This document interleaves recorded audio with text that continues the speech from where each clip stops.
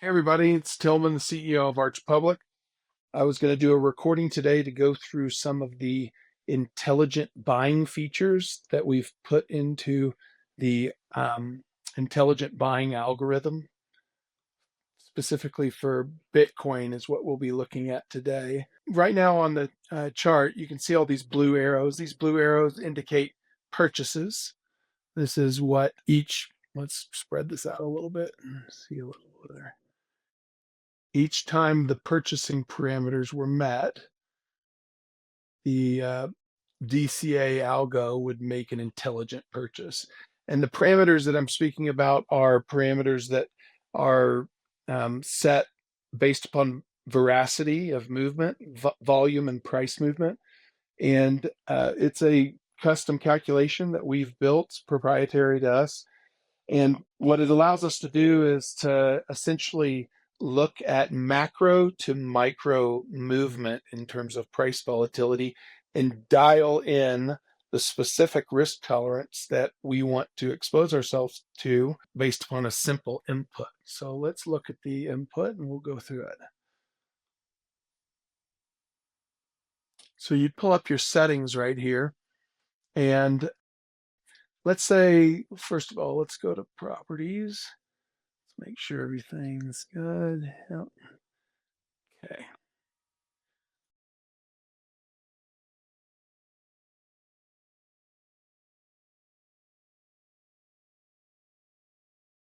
So you could set daily, every bar, weekly, monthly purchasing schedules here. And it's very helpful as it relates to putting a purchasing schedule in front of a board, for example, for a vote, allows you to pre-prescribe a time period and a purchasing schedule within that time period that will be executed by the software. So very handy for creating schedules, this top portion. You can set the start date and the start time of that schedule, the end date. This is just basically the number of bars you want that back to infinity, essentially. But here's really where the two buttons that you're going to use the most to analyze your trades and really come up with a strategy that you're comfortable with and that you want to deploy. So this exit full position on last historical bar, that's this purple arrow, and that's just the close of the accumulation of all of the previous purchases that have been made. So that's how you're going to be able to pull profit reports and actually see the profitability of this strategy, which I'm going to show you here in a second.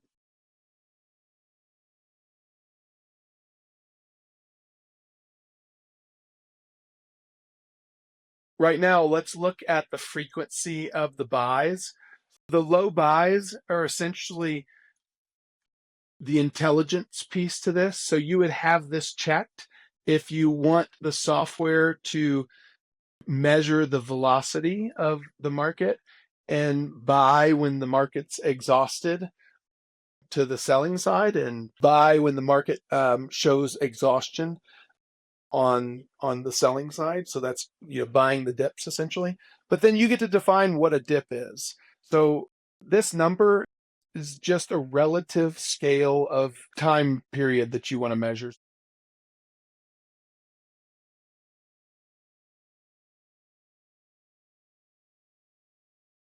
So for example, if I'm a very conservative person and I only want to accumulate at the very bottoms of the market, I'm going to do something like this where it's a very, very low number. Let's stretch this out a little bit so you can actually see it. But you could see no purchases have been made since August of 2023. So it had a period at the very bottom here of the cycle at about $29,000 Bitcoin, where it determined it's the time to buy. And so there's more down here. This is another section of purchasing 23,000, 20,000, 20,000, 17,000, 16,000. So these are indicative of somebody who has a very tight buying tolerance that does not want to buy in the short term, that has a very long time horizon in mind, and is more of an investor, is wanting to accumulate at the bottom of the 4-year cycles, if you will. And you can even go lower, and you'll start to see even more stringent purchasing methodology and less position that's taken. It's a more picky buyer, if you will.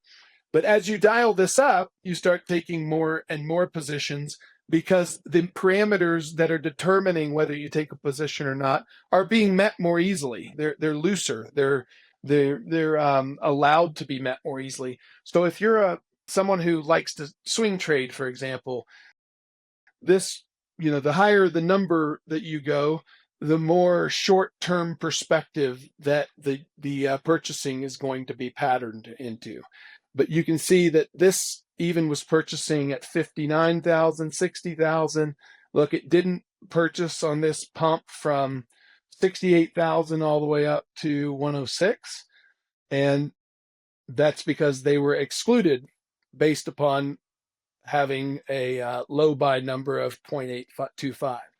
So let's we dial this down one notch to 0.725. Do you see how we took out one of the purchases, one of the purchasing clusters up here? That's because you're going to purchase fewer and fewer. Like I said, it's indicative of the frequency by which you are going to buy. But this cluster right here, came right before this massive move up.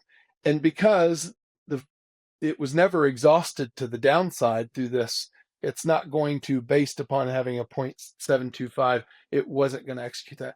So it's a very good visual to allow you to really dial in and see exactly what your number should be, if you will.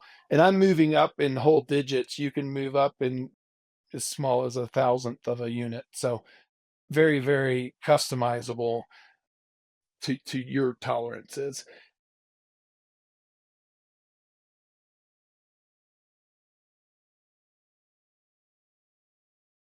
Let's say I just want to buy intelligently. Let's say I want to buy a position. I don't have a Bitcoin position. I want to accumulate a Bitcoin position. In order to do so, I have a set amount of capital that I'd like to allocate into that Bitcoin position. And I want to do it as aggressively as I can, but still buying intelligently. Well, dialing it up to 1.625, you accumulated a lot, and you did it though, and you can dial it into kind of your time period, so you can see essentially how much capital do I want to deploy. Well, if I had this setting right here that we have on right now, which is a 1.625, which is uh, very aggressive, very aggressive. Well, in that time period, which let's go through this first. You would have deployed a total you would have made a total of $3.8 million, max equity drawdown of 180,000, total trades 1,530, profitable trades 94.97%. Because the higher this number goes, the more you're going to accumulate.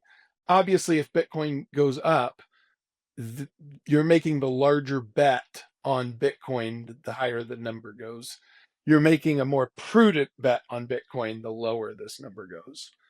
Performance, you can go through all of the performance metrics. Buy and hold return would have been 827,000. Net profit on this 3.8 million. Total contracts held 61, long 61.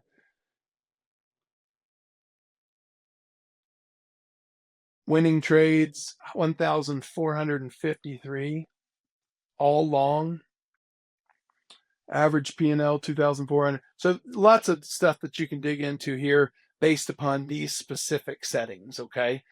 And then you can go into the list of trades. List of trades is nice because it's literally an auditable trail of the month, the day, the time, what the trade would have been.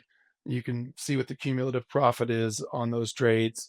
when it entered, and kind of when the close entry on that trade is. So a lot of information and data that if you want to export it and dig through it, you're perfectly capable of doing it and very easy to do. So that's pretty much what I wanted to go through is the intelligent algorithm and how it helps you dial in a purchasing schedule that you feel comfortable with.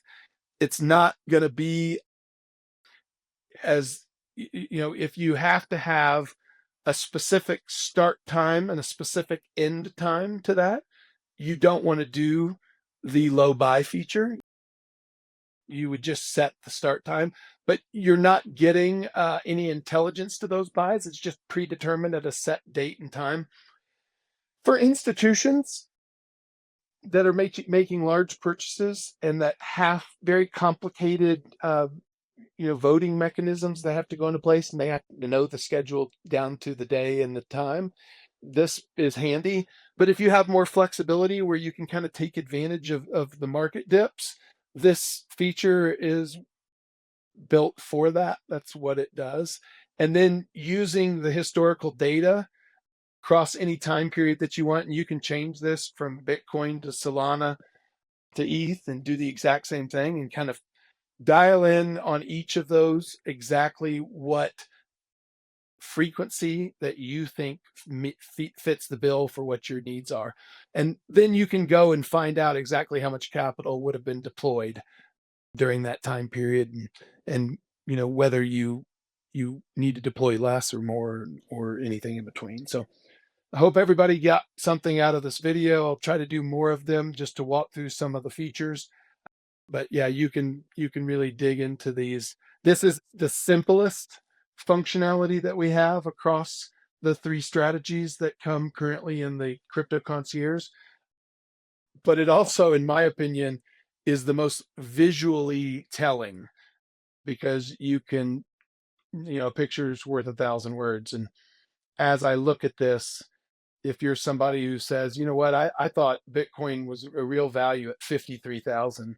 Yeah, so did this setting. This setting thought that buying at 53,000 was at 625 was a great time to buy. And it's not purchased since then. Thanks so much for watching. Really appreciate your time.